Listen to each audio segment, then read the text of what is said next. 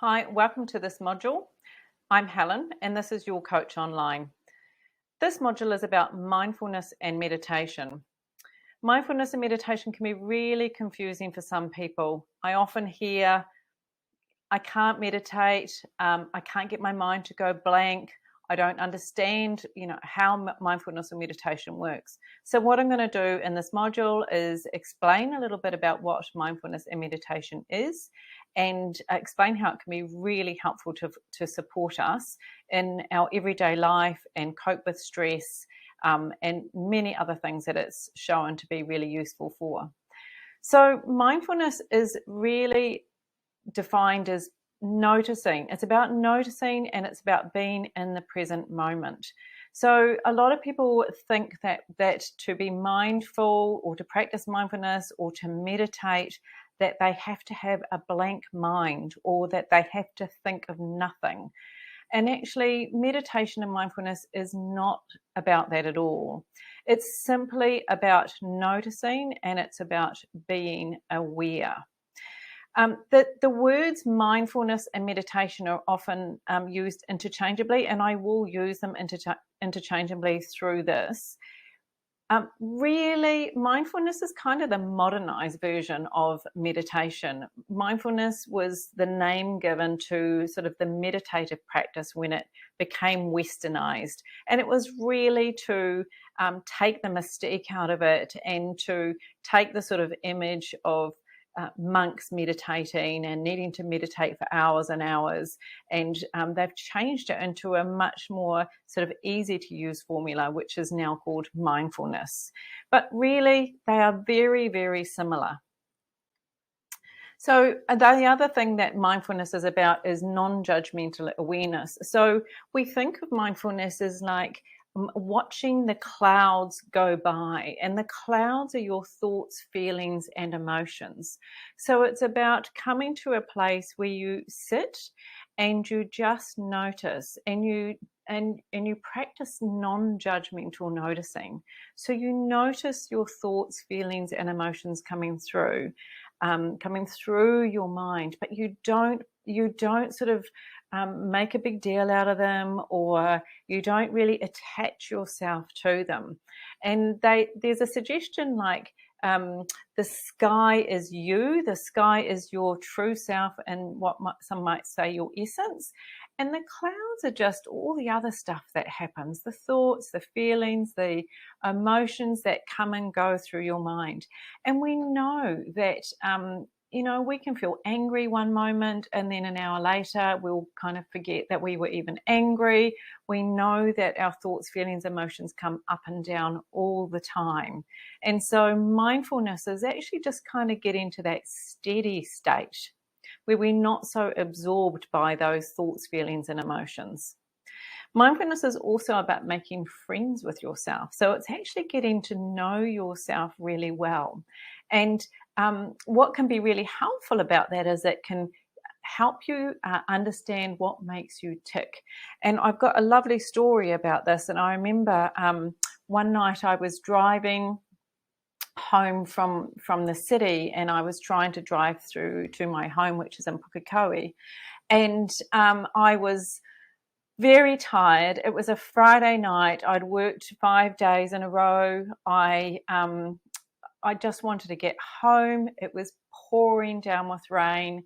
The Auckland traffic was absolutely horrific. And I remember sort of just feeling very stressed and being in my car, and then somebody cut me off.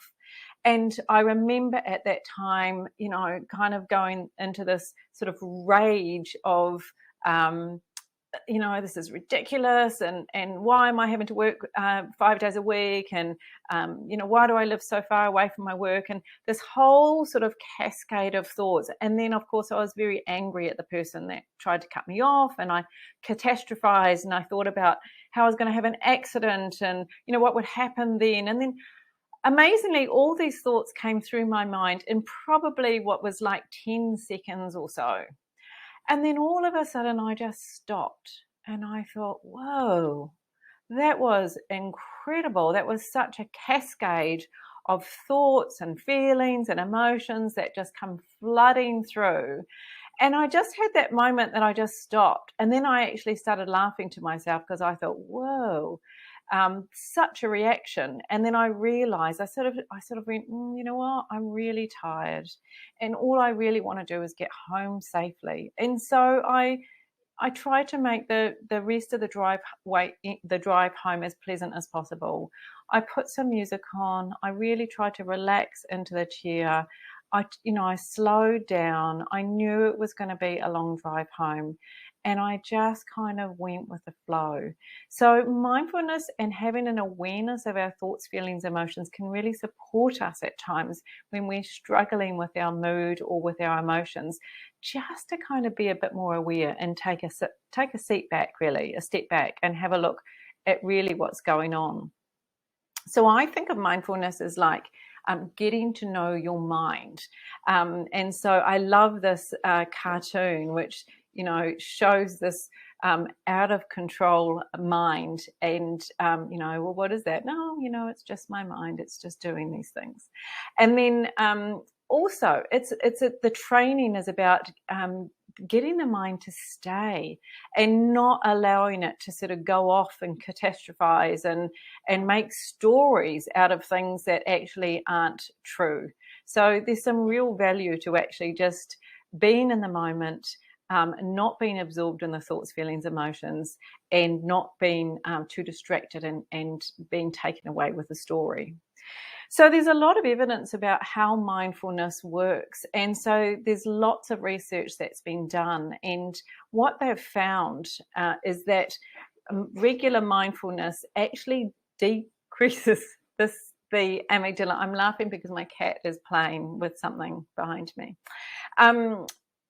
So mindfulness decreases the amygdala. So the amygdala is the part of the brain that's involved in the fight or flight response. And when we're under lots of stress and when we've been exposed to a lot of stress, actually that part in our brain actually increases and it becomes more sensitive. And what they've found is that people that practice mindfulness regularly actually end up having a slight decrease in the size of that amygdala, and it becomes less reactive. So you can imagine how amazing that is. So the next thing is reduced reactivity, because you haven't got such a sensitized area in that part of the brain. It also engages the parasympathetic nervous system. Now, the parasympathetic nervous system is what we consider the rest and digest system.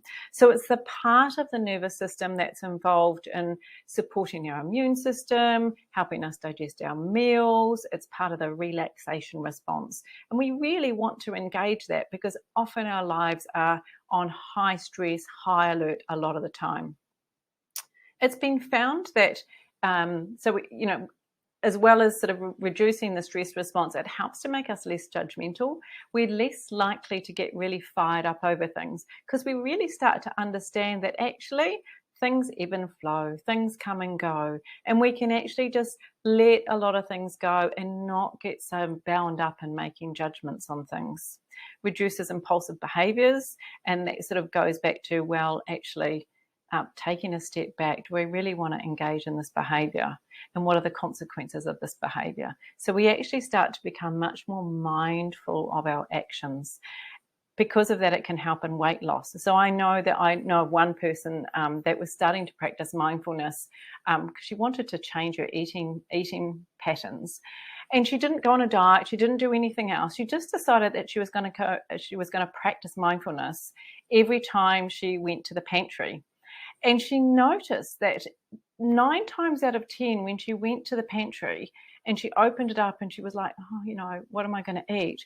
She really started to notice that actually she wasn't hungry. She was actually bored or looking for a distraction or, just wanting to relieve some sort of feeling that she perhaps wasn't feeling so good. So she started to learn that actually I'm not hungry.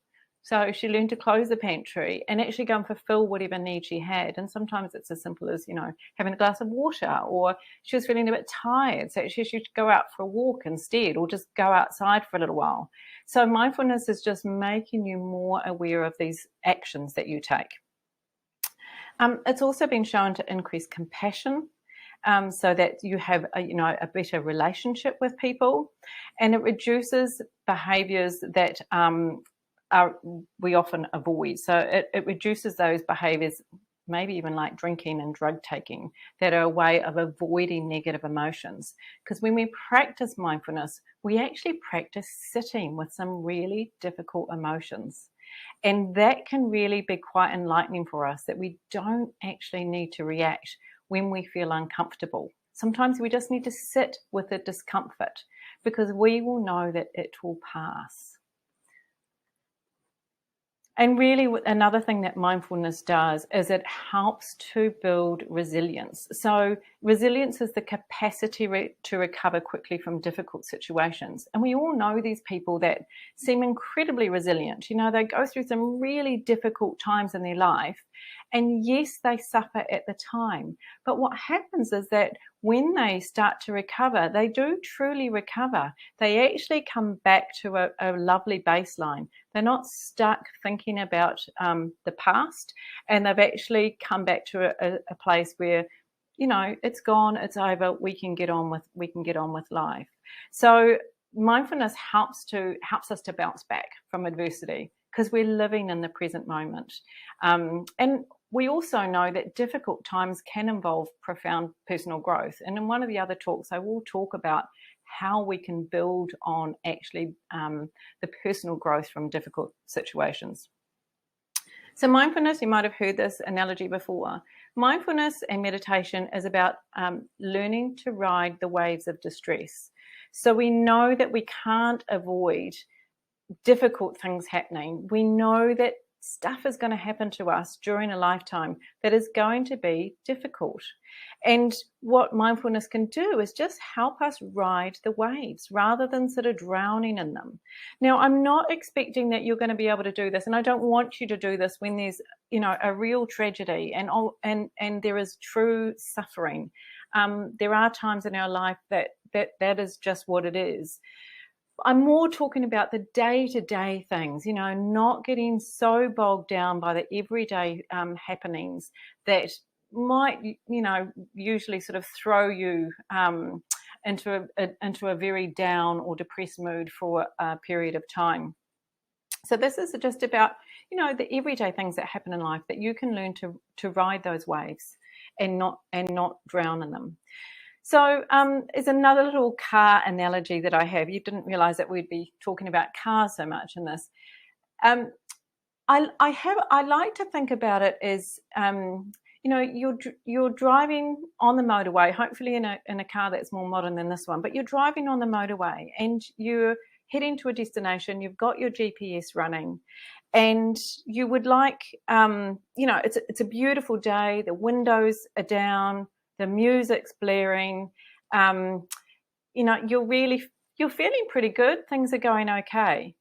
And then you just notice something very subtle isn't right. And it might be that there's a little shudder in the steering, or perhaps there's a noise that you could hear above the radio. And what you normally do in that situation is you actually take your foot off the accelerator, and you wind your windows up, and you'll probably turn the stereo down, and you might even turn the GPS off, and you just stop, and you just notice, and you just start paying attention, and you observe what you feel, or you observe what you hear. Because if we don't, and if we just keep driving, pretending that nothing's going on, things are not going to end well. And I think in life we often do this. We go along, we know that perhaps things aren't right, but we plod along anyway because we don't want to face the discomfort, or we don't want to face what it feels like to actually approach the thing that we're feeling uncomfortable about, because who wants to sit in discomfort? But mindfulness can actually teach us to sit with the discomfort and just notice, and from that can come huge learning. So I like to think of it as, how can we change if we don't know what's going on?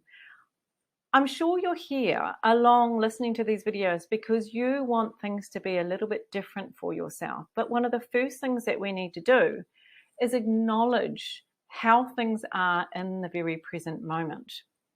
I love this quote. Until you make the unconscious conscious, it will direct your life and you will call it fate.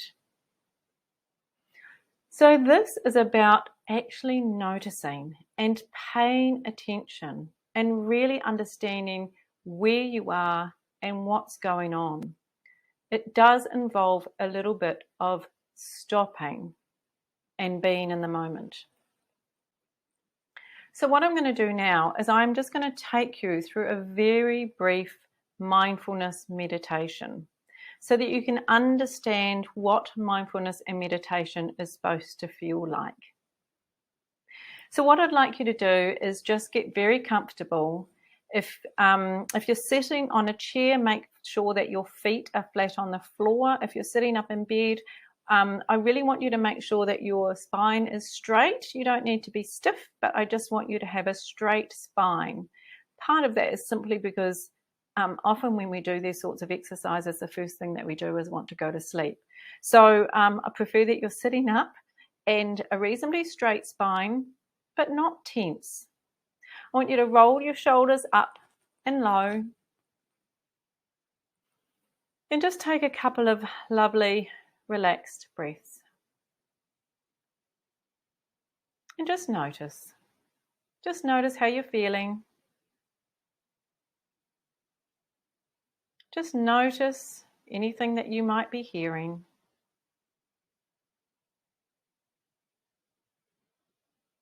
And then I want you to bring your full attention to your breath. I don't want you to change your breathing at all. I just want you to notice that you are breathing.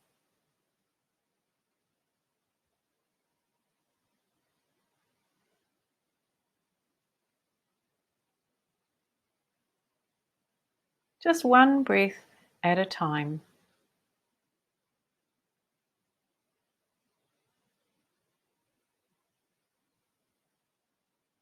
And while you're sitting there watching that one breath at a time, you'll notice that thoughts are coming in your mind. You might notice that your mind is very busy.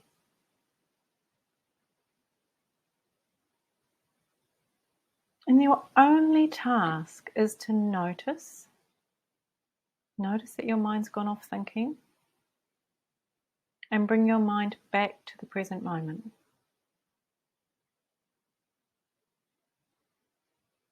And it is just like training a puppy and training it to stay.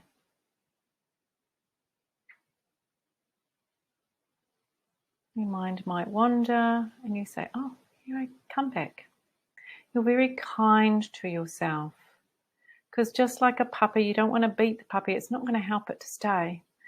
You just very kindly say, oh, come back. I'm just noticing. I'm just being in the present moment.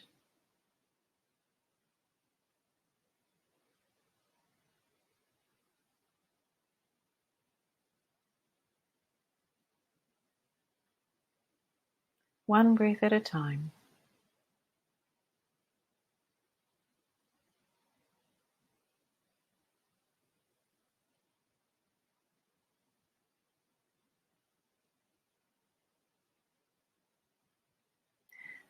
And when you're ready, open your eyes, reorientate yourself to where you are.